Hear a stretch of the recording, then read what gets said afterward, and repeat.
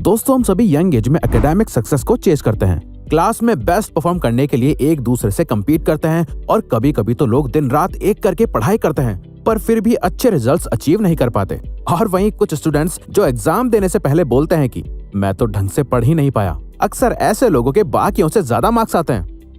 इसका reason author Cal Newport अपनी book how to become a straight A student में define करते हुए कहते हैं, हमें स्टडी हार्ड पे नहीं, स्टडी स्मार्ट पर फोकस करना चाहिए। जो ए ग्रेड स्टूडेंट होते हैं वो बाकियों से बहुत ज्यादा मेहनत नहीं करते, वो भी सेम नंबर ऑफ आवर्स के लिए पढ़ते हैं। कई बार तो बहुत ही कम स्टडी करते हैं, पर उनका सीक्रेट होता है कि वो उस टाइम में बहुत इफेक्टिवली पढ़ते हैं। वो कुछ ऐसी स्ट्रेटेजीज और टेक्निक्स यूज करते हैं जिससे कि वो कम से कम टाइम में ज्यादा से ज्यादा नॉलेज ले पाते हैं। और कैल न्यूपोर्ट इसके पीछे का रीजन, सीक्रेट्स और स्ट्रेटेजीज इन पॉइंट्स में कवर करते हैं। So number 1, quiz and recall.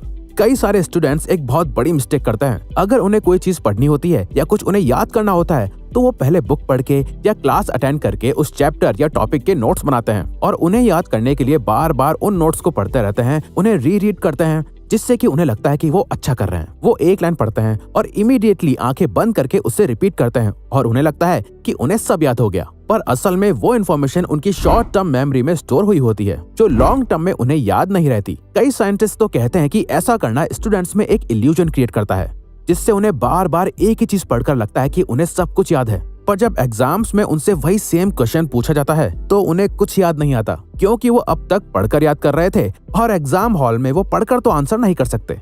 Einstein का कहना था कि if you can't explain it simply you don't understand it well enough. इसीलिए ऑथर कहते हैं कि जब आप क्विज एंड रिकॉल मेथड का यूज करते हो, जहां आपने जो पढ़ा है उसे बार बार पढ़ के याद करने के बजाय अगर आप उसे खुद को समझाने लगते हो, उसे ठीक से समझते हो, जहां आप ही स्टूडेंट और आप ही टीचर होते हो, बजाय रट्टा मारने के अगर आप उसे लिख लिख के समझते हो, खुद को एक्सप्लेन करते हो और बार बार लिखते हो, तो अब जब भी आपसे वो सेम क्वेश्चन पूछा जाएगा तो आपकी राइटिंग और एक्सप्लेनिंग मेमोरी ट्रिगर हो जाएगी और आप एग्जाम में सही से लिख पाओगे, क्योंकि आपने लिखने की प्रैक्टिस की थी और आपने सिर्फ पढ़ा नहीं था बल्कि समझा था। Pseudo work versus deep work. Pseudo work को ऑथर डिस्क्राइब करते हुए कहते हैं, ये वो काम होता है जहां आप अपनी बुक के साथ डेस्क पर बैठते हो, जहां साथ में आपका फोन आपके पास होता है, उसमें कॉन्टिन्यूअस नोटिफिकेशंस आ रही होती हैं, या फिर साथ में टीवी ऑन होता है या बैकग्राउंड में आपके दोस्त मजे कर रहे होते हैं और उनकी बातें आपको सुनाई दे रही होती हैं। यानी जहां आपके काम के आसपास कई ऐसी चीजें होती हैं जो आपको डिस्ट्रैक्ट करती हैं और आपको फोकस और कंसंट्रेशन नहीं करने देती। वहीं डीप वर्क में आपका फोकस सिर्फ एक ही चीज पर होता है, आपके ब्रेन के पास उस काम पर फोकस करने के अलावा कोई दूसरा ऑप्शन नहीं होता। ऑथर इसका एक इक्वेशन भी देते हैं जिसके according work accomplished is equal to time spent into intensity. जहां सूडो वर्क में हमारी इंटेंसिटी कम होती है और उस काम को खत्म करने में ज्यादा टाइम लगता है, जो ज्यादा मेंटल एनर्जी ड्रेन करता है और उस काम की क्वालिटी बहुत घट जाती है। वहीं डीप वर्क में हम अपनी इंटेंसिटी को हाई कर देते हैं, जिससे कि हमें टाइम भी कम लगता है और हम ज्यादा इफेक्टिवली उस काम को कंप्लीट कर पाते हैं। सो हम कैसे अपनी इंटेंसिटी को इंक्रीज करके डीप वर्क को अचीव कर सकते हैं? इसका सोल्यूशन ऑथर नेक्स्ट पॉइंट में बताते हैं। Where, when, how long. Author कहते हैं हमें खुद से ये 3 सवाल पूछने चाहिए, where, when and how long. Where में आपको आइसोलेशन प्लेस देखना चाहिए जहाँ कोई भी आपको डिस्ट्रैक्ट करने के लिए नहीं हो, आप अकेले हो, आसपास लोग ना हो, आपका फोन साइलेंट होना चाहिए, अपने डेस्क पर सिर्फ अपने काम की चीजें रखो। व्हेन यानी आपको जितना हो सके उतना जल्दी पढ़ना चाहिए, क्योंकि ऑथर के अकॉर्डिंग जैसे जैसे दिन गुजरता रहता है हमारी मेंटल एनर्जी खर्च होती रहती है और आखिर में बहुत ही कम एनर्जी बचती है। इसीलिए आपको सुबह जल्दी उठकर अपना मॉर्निंग रूटीन फॉलो करके जल्दी अपने काम पर लग जाना चाहिए, जो आपका मोस्ट प्रोडक्टिव टाइम होता है। हाउ लॉन्ग के लिए ऑथर कहते हैं कि आपको अपने काम को 50 मिनट्स के मल्टीपल सेशंस में डिवाइड कर देना चाहिए, जिसमें हर 50 मिनट्स के बाद आपको 10 मिनट्स का ब्रेक लेना चाहिए। पर आप शुरुआत में 30 मिनट्स का टारगेट भी सेट कर सकते हो, जहां हर 30 मिनट्स के बाद आपको 5 मिनट्स का ब्रेक लेना चाहिए और धीरे धीरे इस टाइम स्पैन को इंक्रीज करते जाओ।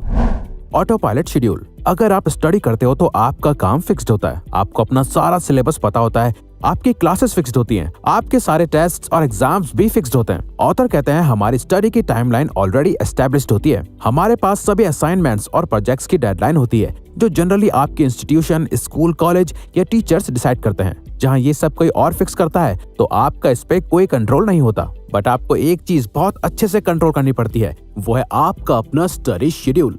यानी आप अपने सारे एकेडमिक्स गोल को कैसे अचीव करने वाले हो, उसके लिए आपको हर दिन कितना पढ़ना है, आपको इन सभी की प्लानिंग करनी चाहिए, जिससे कि हम अपने शेड्यूल को ऑटो पायलट पर डाल सकें। फॉर एग्जाम्पल, मान लो आपको फ्राइडे को पता चला कि आपका नेक्स्ट फ्राइडे मैथ्स या फिर किसी भी एक सब्जेक्ट का टेस्ट है जिसमें आपको एक पर्टिकुलर चैप्टर की प्रिपरेशन करनी है। अब जनरली स्टूडेंट्स स्टार्टिंग डेज में कुछ नहीं पढ़ते, फिर लास्ट के कुछ दिन बहुत ज्यादा पढ़ाई करते हैं, कुछ तो एक रात पहले ही पढ़ने बैठते हैं, जिससे आपका बाकी का शेड्यूल खराब हो जाता है। साथ ही इतने कम टाइम में पढ़कर आप अच्छे रिजल्ट्स भी नहीं ला पाते, जिसके लिए आपको ये करना चाहिए कि आप इस टेस्ट के लिए 7 डेज के लिए यानी नेक्स्ट फ्राइडे तक एक फिक्स टाइम ब्लॉक कर दो, जिस टाइम आप सिर्फ और सिर्फ उस टेस्ट के लिए प्रिपेयर करोगे, जहां आप हर दिन सिर्फ 1 घंटे के लिए पढ़ोगे, जो कि कंसिस्टेंट बेसिस पर करने से आपका ब्रेन उसे अच्छे से एब्जॉर्ब कर पाएगा और आपका पूरा दिन भी बर्बाद नहीं होगा।